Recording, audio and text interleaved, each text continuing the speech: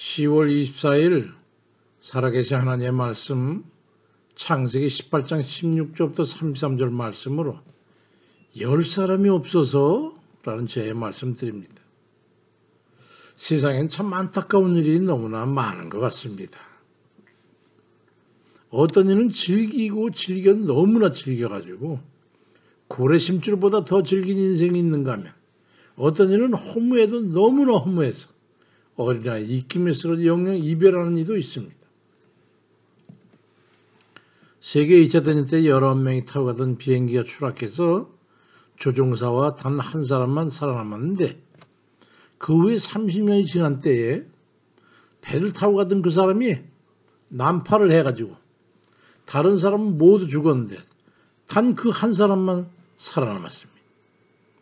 그가 90이 넘었을 때는 허리케인으로 온 동네가 다 날아가면서 수십 수백 명이 죽었는데 그는 지하실에서 발견되었을 당시에 그는 지하실에서 일하다가 잠시 소파에 앉아 잠이 깜빡 들었는데 그때 허리케인이 지나가고 그만 살아남아서 발견됐습니다. 그런가 하면 어떤 사람은 놀이공원에서 파는 음식을 사가지고 서서 먹고 있는데 어린아이가 지나가다 쓰러지는 것을 피하다가 그만 뒤로 넘어졌는데 뒤에 기대놓은 나무 더미에 쓰러져가지고 그 나무 위에 있던 공구가 떨어지면서 머리를 쳤는데 그 자리에서 뇌출혈을 일으켜가지고 즉사하고 말았어요. 성경에는 야고보 4장 14절에 보니까요. 내일 일을 너희가 알지 못하는구나. 너희 생명이 무엇이냐. 너희는 잠깐 보이다가 없어지는 안개니라 말씀합니다. 어찌 그리도 인생에 적합한 말씀입니까? 그리도 자랑할 것이 많을 것 같은 인생이 어떤데 허무한 것은 도대체 뭐란 말입니까? 어떻게 이해를 해야 됩니까?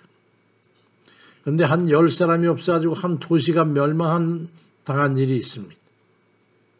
아브라함을 찾아오시던 성삼위께서 아브라함에게 융숭한 대접을 받고 기꺼운 마음으로 돌아가실 때에 아브라함에게 속내를 말씀하시게 됐어요.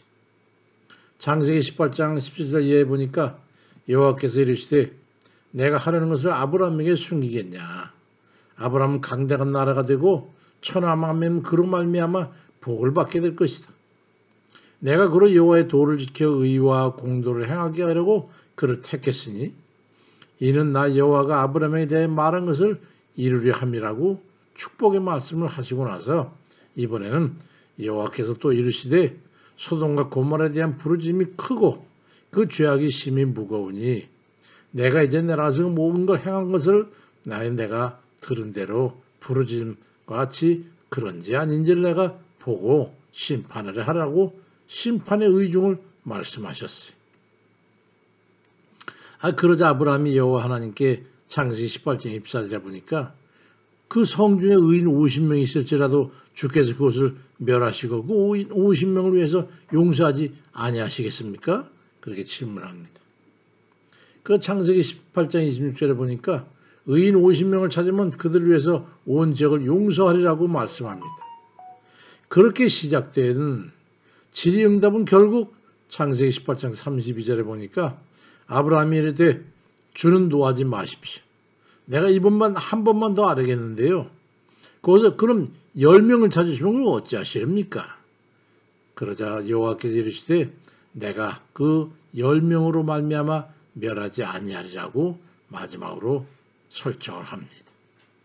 아니 설마 10사람이 없어서 한 도시가 멸망하겠습니까? 아브라함은 마음을 놨어요. 그랬어.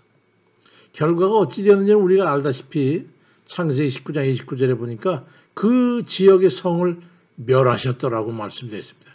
설마가 사람 잡은 거예요. 10사람이 없어 그리 된 거예요. 성적인 타락과 부도덕한 전체와 구분될 의인 10사람이 없어서 말이죠. 멸절당한 겁니다. 어쩌면 그렇게도 철저하게 타락할 수 있었을까요? 어떻게 그럴 수 있단 말입니까? 소돔과 고모라 성에서 롯과 그의 두 딸 외에는 구원받은 사람이 없었던 것으로 봐서 모두가 멸망의 대상이 됐던 것을 우리가 알 수 있지 않습니까? 의인이 누구이길래 어떤 사람이길래 그렇게 됐을까요? 간단히 말해서 아브라함과 같은 이가 10사람이 없었다는 거지요. 롯조차도 의롭다고 여김을 받지 못한 거예요. 그 축에 들지를 못했어요. 롯도 아브라함이 아니었다면 구원받지 못했을 겁니다. 창세기 19장 29절에 보니까 하나님이 롯이 거주하는 성을 멸하실 때 아브라함을 생각해서 롯을 그 엎으시는 중에서 내보내셨더라고 말씀합니다. 아브라함이 아니었으면 롯도 그냥 그 성에서 같이 멸망당하는 거였죠. 롯과 그 딸이 어땠습니까? 소활성에 피신해가지고 겨우 목숨을 건졌을 때 그의 두 딸은 아버지를 술에 취하게 해가지고 근친상간을 통해서 저희들 생각에 종족을 번식하겠다고. 그게 있을 수 있는 일입니까? 모압과 암몬이라는 족속을 퍼뜨리게 됐고 훗날 이스라엘 대적이 돼가지고 결국 다윗 시대에 완전히 멸절되는 그런 결과를 갖는 하나님의 역사에 있어 대적하는 성범죄를 아무렇지도 않게 저지르게 됐던 겁니다. 롯이 가까운 삼촌인 아브라함이 있는 곳으로 피신했다면 다른 건전한 남편감을 맞이할 수도 있었지 않겠어요? 그는 의인에게로 피신하기보다는 소돔과 고모라 성과 같은 그런 분위기를 가지고 있는 소아를 택해서 거기로 피신한 결과 그런 엄청난 용서받지 못할 근친상간의 범죄의 토대를 만들었던 거예요. 그뿐만 아니라 그에 대한 롯의 어떤 변명도 없어요. 속죄나 안타까움도 없었어요. 죄는 그와 같이 관습입니다. 어떤 습관적인 삶을 살았냐에 따라서 그렇게 되는 거예요. 지금 현재 우리나라에서 사용되고 있는 이 토탈 차별금지법 같은 거 이게 롯의 시대 소돔과 고모라상에 자행됐던 그 성범죄보다 더한 거 아니겠습니까?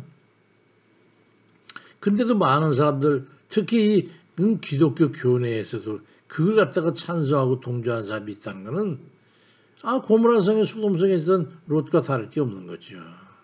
만약에 이 시대에 나 자신이 의인의 축에 드는 삶을 살고 있지 못하다면 어찌 되는지 아시겠습니까? 아니 내가 의롭게 살지 않으면서 누구에게 의인 열사람처럼 의롭게 살아서 우리로 함께 멸망당하지 않게 해달라고 그렇게 요청할 수 있겠습니까?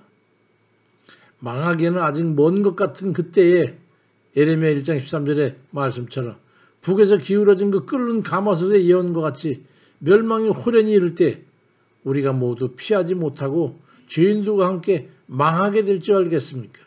망하게 되지 않겠어요?